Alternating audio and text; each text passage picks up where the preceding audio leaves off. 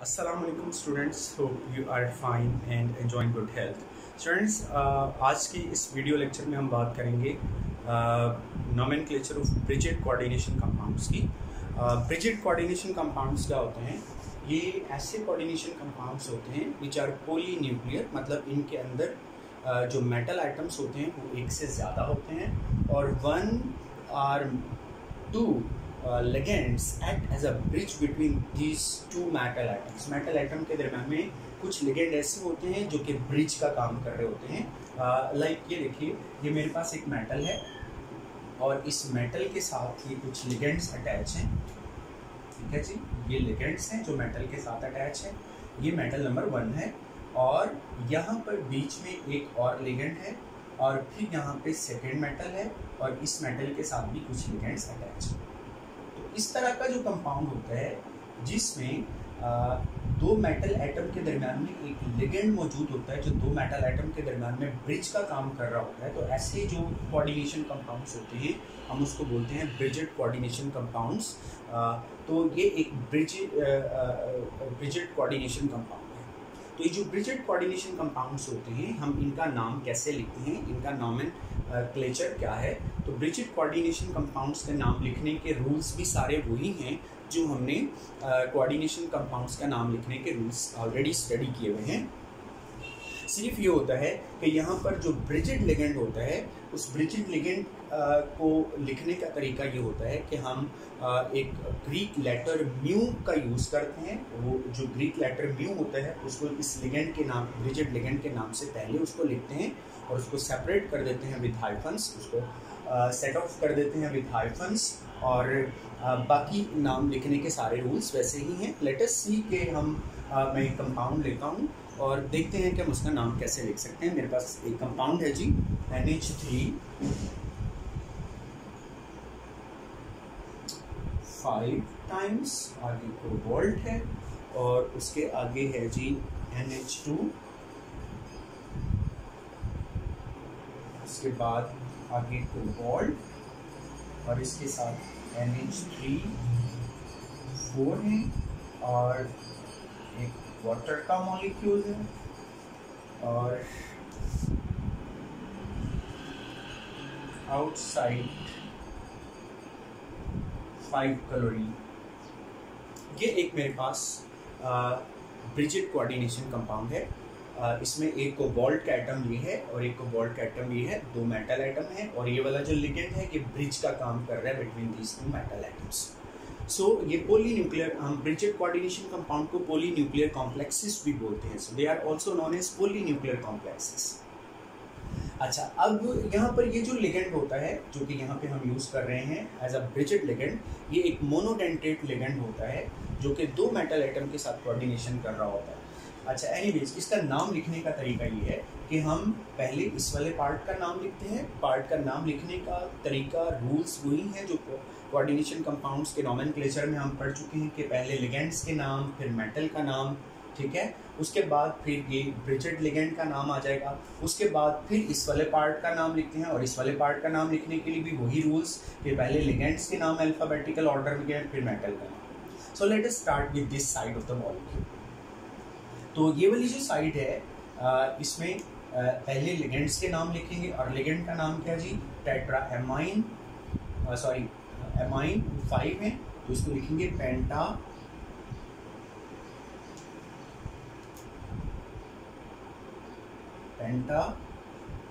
Amine.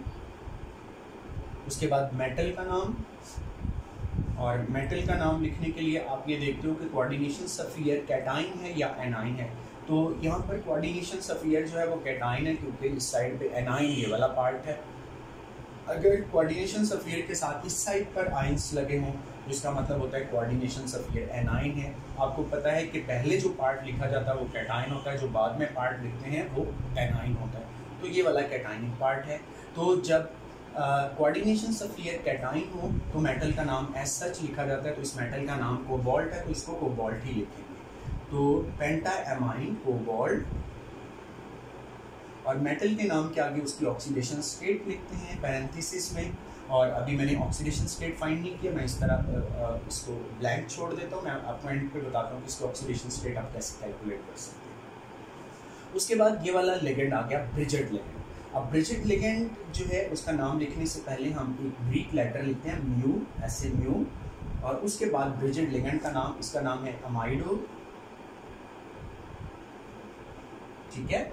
और उसके बाद फिर हम इस वाले पार्ट का नाम लिखेंगे। अब ये वाला जो पार्ट है इसका नाम कैसे लिखना है, इसका नाम लिखने के वही रूल्स हैं कि पहले लिगेंड्स के नाम फिर मेटल। अब लिगेंड चूंकि एक से ज़्यादा हैं तो हम क्या करते हैं, हम अल्फ़ाबेटिकल रूल को फॉलो करते हैं। तो अल्फ़ाबेटिकली एक्वा पहले लिखा जाएगा और एमाइन पहले लिखा जाएगा और एक्वा बाद में लिखा जाएगा, ठीक है। तो एमाइन 4 है तो ये बन जाएगा अमाइडो, टेट्रा एमाइन, एक्वा, और उसके बाद कोबाल्ट, और कोबाल्ट की ऑक्सीडेशन स्टेट, और उसके बाद ये नाम पूरा हो गया कोऑर्डिनेशन सफियर का। आगे आउटसाइड द कोऑर्डिनेशन सफियर क्या, क्लोराइड, तो आगे लिख देंगे क्लोराइड। तो ये इस कंपाउंड का नाम होगा। अच्छा, अब ये ऑक्सीडेशन स्टेट्स हम कैसे फाइंड आउट कर सकते हैं। तो ऑक्सीडेशन स्टेट फाइंड आउट करने का तरीका ये होता है कि ये मैं अब पिछली वीडियो में बता भी चुका हूँ, बहरहाल हम इसको दोबारा से भी देख सकते हैं। ऑक्सीडेशन जो स्टेट होती है उसको फाइंड करने के लिए आप क्या कर सकते हैं, आप देखें कि कोऑर्डिनेशन सफियर का चार्ज क्या है। तो कोऑर्डिनेशन सफियर का चार्ज फाइंड करने के लिए आप कोऑर्डिनेशन सफियर के बाहर देखते हैं कि कौन से आइंस मौजूद है। बाहर क्लोराइड है और आपको पता है क्लोराइड का जो चार्ज होता है वो -1 होता है, तो यहाँ पर 5 क्लोराइड्स हैं, इसका मतलब -5 चार्ज है। और जितना कोऑर्डिनेशन सफियर के बाहर चार्ज होता है उतना ही कोऑर्डिनेशन सफियर के ऊपर चार्ज होता है विद ऑपोजिट साइन। तो इसका मतलब कोऑर्डिनेशन सफियर के बाहर -5 है तो कोऑर्डिनेशन सफियर के ऊपर +5 होगा। अब कोऑर्डिनेशन सफियर का जो चार्ज होता है वो कोऑर्डिनेशन सफियर के अंदर मौजूद तमाम स्पीशीज की ऑक्सीडेशन स्टेट के सम के इक्वल होता है। इसका मतलब इन तमाम स्पीशीज की जो ऑक्सीडेशन स्टेट्स का सम है वो +5 के इक्वल है, ठीक है। तो मैं अगर यहाँ पर ये जो एमाइन है, अगर आपको पता है यहाँ पे 5 अमाइन है और आपको पता है कि अमोनिया जो है ये एक न्यूट्रल लिगेंड होता है, तो 5 अमोनिया का जो चार्ज हो गया 5 × 0 हो गया, ठीक है। एक अमोनिया का चार्ज 0 है तो 5 का भी 0 होगा, तो 5 × 0 प्लस कोबाल्ट को मैं X लिख देता हूँ, इसकी मैंने ऑक्सीडेशन स्टेट फाइंड करनी है। अमाइडो जो है उसका जो चार्ज होता है वो -1 होता है, ये मोनोडेंटेट लिगेंड है और इसका -1 चार्ज होता है, तो ये मैंने इसका -1 लिख दिया। उसके बाद आगे कोबाल्ट है उसको मैं फिर X लिख देता हूँ। उसके बाद अमोनिया 4 है और ये मैंने 4 लिखा और अमोनिया का चार्ज 0 होता है, 0 लिख दिया। उसके बाद वाटर है वो भी न्यूट्रल लिगेंड है, उसका भी चार्ज 0 हो गया और ये सब का जो सम है ये +5 के इक्वल है, तो मैंने यहाँ पे लिख दिया +5। अब ये 5 × 0 0 हो गया, यहाँ पे बच गया जी X, -1 + X, ये X + X 2X हो गए, -1 और 4 × 0 ये भी 0 हो गया, तो 2X - 1 = +5। तो 2X किसके इक्वल हो जाएगा, =-1, दूसरी साइड पे +1 हो जाएगा, तो +5 + 1 ये 2X = +6। तो X किसके इक्वल हो जाएगा, +6/2 +3। तो इसका मतलब जो X है यानी कि मेटल उसकी ऑक्सीडेशन स्टेट है 3, तो कोबाल्ट की ऑक्सीडेशन स्टेट को मैं यहाँ पे 3 मेंशन कर दूँ।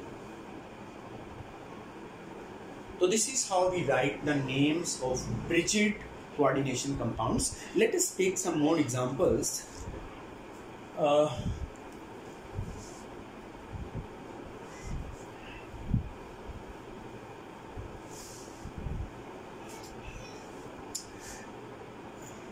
So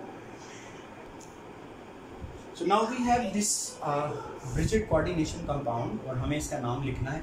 सबसे पहला काम आप यही कीजिए कि आप ऑक्सीडेशन स्टेट्स को पहले फाइंड आउट कर लिया करें, वो ज़्यादा बेटर वे होता है। तो ऑक्सीडेशन स्टेट को फाइंड आउट करने के लिए आप देखेंगे कोऑर्डिनेशन सफियर के बाहर क्या है। बाहर ब्रोमीन है और आपको पता है ब्रोमाइड का जो चार्ज होता है वो -1 होता है। यहाँ पर हमारे पास 5 ब्रोमाइड्स हैं तो -5 चार्ज होगा, और जितना कोऑर्डिनेशन सफियर के बाहर चार्ज होता है उतना ही कोऑर्डिनेशन सफियर के ऊपर चार्ज होता है विद ऑपोजिट साइन। तो इसका मतलब कोऑर्डिनेशन सफियर का चार्ज +5 होगा। अब कोऑर्डिनेशन स्फीयर का जो चार्ज होता है वो कोऑर्डिनेशन स्फीयर के अंदर मौजूद तमाम स्पीशीज के ऑक्सीडेशन स्टेट्स के सम के इक्वल होता है। तो अब मैं अगर इन तमाम स्पीशीज के ऑक्सीडेशन स्टेट को सम करूंगा तो इनका जो सम है वो +5 होना चाहिए। ठीक है, तो let us sum the oxidation numbers of all this species. Ammonia आपको पता है ये न्यूट्रल लिगेंड होता है, ये हमारे पास 5 हैं और न्यूट्रल लिगेंड का चार्ज 0 होता है। प्लस क्रोमियम को मैं यहाँ पे X से मेंशन कर देता हूँ। उसके बाद OH आपको पता है -1 चार्ज होता है। उसके बाद फिर क्रोमियम है, उसको X मेंशन कर देते हैं। उसके बाद अमोनिया है 5, तो ये 5 अमोनिया, इसका चार्ज 0 होता है।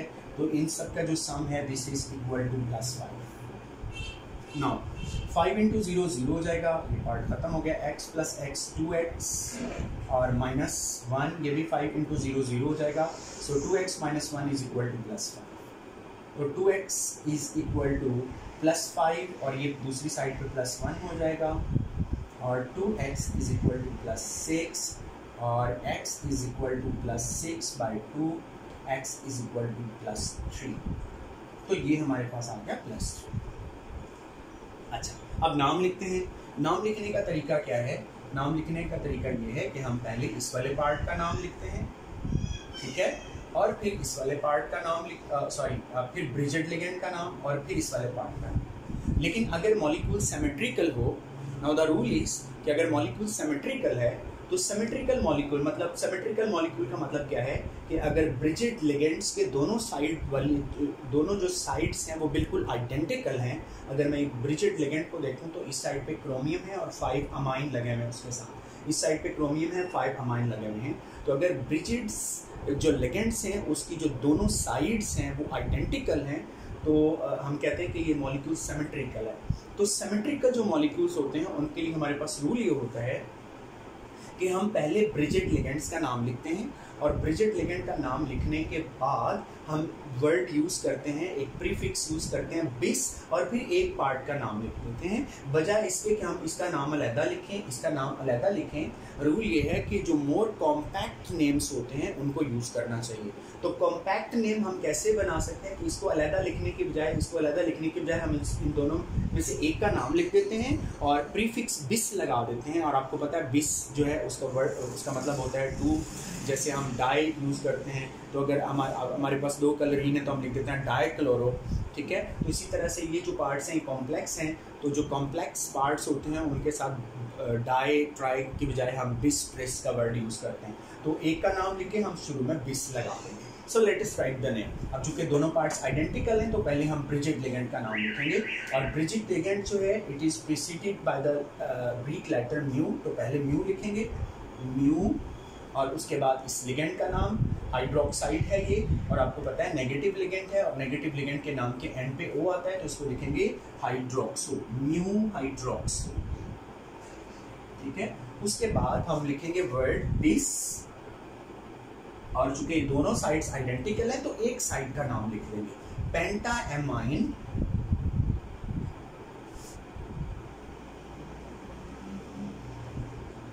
पेंटाएमाइन। उसके बाद मेटल का नाम क्रोमियम, चूंकि ये मेटल की ऑक्सीडेशन कोऑर्डिनेशन स्फीयर जो है इसके ऊपर पॉजिटिव चार्ज है तो मेटल का नाम एज सच लिख देंगे क्रोमियम। और मेटल की ऑक्सीडेशन स्टेट हमने फाइंड की हुई है 3, पैरेंथेसिस में 3 आ गया तो ये नाम हो गया म्यू हाइड्रोक्सो बिस पेंटाएमाइन क्रोमियम 3। ये इस कंपाउंड का नाम होगा। Let us see 1 or 2 more examples. So we have this compound, Bridget compound. हमें इसका नाम लिखना है। सबसे पहले आप ऑक्सीडेशन स्टेट को फाइंड आउट कर लीजिएगा। ऑक्सीडेशन स्टेट फाइंड आउट करने के लिए आप कोऑर्डिनेशन स्फीयर के बाहर देखें, क्लोराइड है, एक क्लोराइड का चार्ज -1 होता है, 2 क्लोराइड से -2 चार्ज, तो कोऑर्डिनेशन स्फीयर का चार्ज +2। तो इन तमाम स्पीशीज के कोऑर्डिनेशन के ऑक्सीडेशन नंबर्स का सम +2 होना चाहिए। तो अमोनिया जो है आपको पता है ये न्यूट्रल लिगेंड है, 2 अमोनिया है, चार्ज 0 है, प्लस प्लैटिनम को मैं X से मेंशन कर देता हूँ। क्लोराइड का आपको चार्ज पता है -1 होता है और यहाँ पर हमारे पास 2 क्लोराइड्स हैं तो 2 × -1 कर देंगे। आगे प्लैटिनम है उसको फिर +X लिख देते हैं। आगे अमोनिया है 2 और चार्ज 0 है और इन सब का जो सम है ये +2 के इक्वल होना चाहिए। तो 2 इंटू 0 ये वाला पार्ट खत्म हो गया, x plus x 2x, 2 into -1 -2 और 2 इंटू 0 ये भी खत्म हो गया। तो 2x minus 2 is equal to +2। तो 2x इज इक्वल टू -2 दूसरी साइड पे जाके +2 होगा, तो +2 +2 +4 हो गया। So x is equal to +4 divided by 2, answer is +2। तो इसका मतलब मेटल की जो ऑक्सीडेशन स्टेट है वो +2 है। अब नाम लिखते हैं। तो नाम लिखने के लिए, क्योंकि ये एक सिमेट्रिकल मॉलिक्यूल है और मैंने आपसे ये कहा था कि जब मॉलिक्यूल सिमेट्रिकल हो तो फिर हम ब्रिजिड लिगेंड्स के नाम पहले लिखते हैं। तो ब्रिजिड लिगेंड भी अगर आइडेंटिकल हैं, मतलब ये भी क्लोरो है ये भी क्लोरो है, तो आप क्या करेंगे, आप लिख देंगे म्यू डाइक्लोरो। ठीक है, तो आप पहले वर्ड लिखेंगे म्यू, ग्रीक लेटर म्यू, और उसके बाद दोनों ब्रिजिड लिगेंड आइडेंटिकल हैं तो लिख देंगे डाइक्लोरो। उसके बाद आप वर्ड लिखेंगे बेस और एक साइड का नाम लिखेंगे। तो एक साइड का नाम क्या है जी, बेस डाइएमाइन,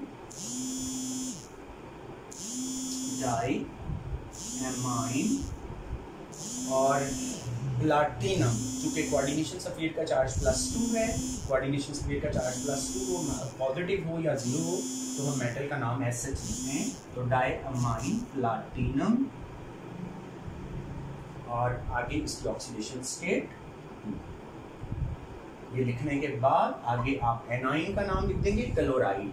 अब आप ये देखें कि कोऑर्डिनेशन सल्फेट के बाहर है क्लोरीन, तो ये लिगेंड नहीं है, और जब क्लोरीन लिगेंड नहीं है तो इसको क्लोराइड लिखते हैं और इसका नंबर भी नहीं बताते। कोऑर्डिनेशन सल्फेट के बाहर जो आइंस होते हैं उनका नंबर नहीं बताया जाता, इसको डाइक्लोराइड नहीं लिखेंगे, जस्ट क्लोराइड लिखेंगे। तो mu dichloro bis diamine platinum 2 chloride इस कंपाउंड का नाम होगा। एक और कंपाउंड देखते हैं। So next we have this compound, और आइए नाम लिखते हैं इसका। कोऑर्डिनेशन सल्फेट के बाहर क्लोराइड है, एक क्लोराइड का चार्ज -1, 3 है तो -3, तो कोऑर्डिनेशन सल्फेट का चार्ज +3 होगा। ठीक है, अब कोऑर्डिनेशन सल्फेट में तमाम स्पीशीज के चार्जेस का सम +3 आना चाहिए। अमोनिया 4 है और चार्ज 0 होता है, प्लस कोबाल्ट को X लिख देते हैं, प्लस अमाइडो ये इसका -1 चार्ज होता है, -1 कर देते हैं, और प्लस ये नाइट्रो जो है इसका भी चार्ज -1 होता है। आगे कोबाल्ट को फिर X कर देते हैं, उसके बाद +4 × 0 इज इक्वल टू +3। तो ये वाला पार्ट 0 हो गया, plus x plus x 2x हो गया, -1 × -1 -2 हो गया, और ये वाला पार्ट भी 0 का is equal to +3।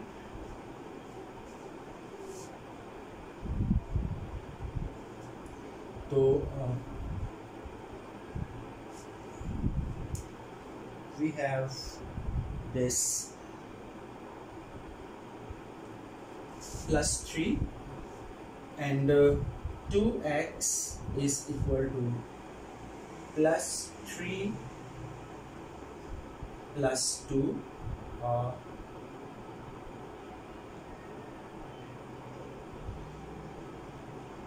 sorry, we have here 4 chlorides, so -4 charge और यहाँ पर +4 चार्ज, so this is +4। तो यहाँ पर 4 क्लोराइड्स हैं, तो 4 क्लोराइड्स का चार्ज -4 होगा, तो ये +4, तो इन सब का जो सम है ये +4 आना चाहिए। तो 2x - 2 is equal to +2x - 2 is equal to +4, और 2x इज इक्वल टू +4 + 2, और 2x is equal to +6, x is equal to +3। तो जो ऑक्सीडेशन स्टेट है यहाँ पर मेटल की वो 3 है। Now let us right the name. चूंकि ये सिमेट्रिकल पार्ट है this one and this one, तो इसका नाम एक ही दफ़ा लिखेंगे। ब्रिजिड लिगेंड्स का नाम पहले लिखेंगे। इस लिगेंड का नाम है अमाइडो, तो हम लिखेंगे म्यू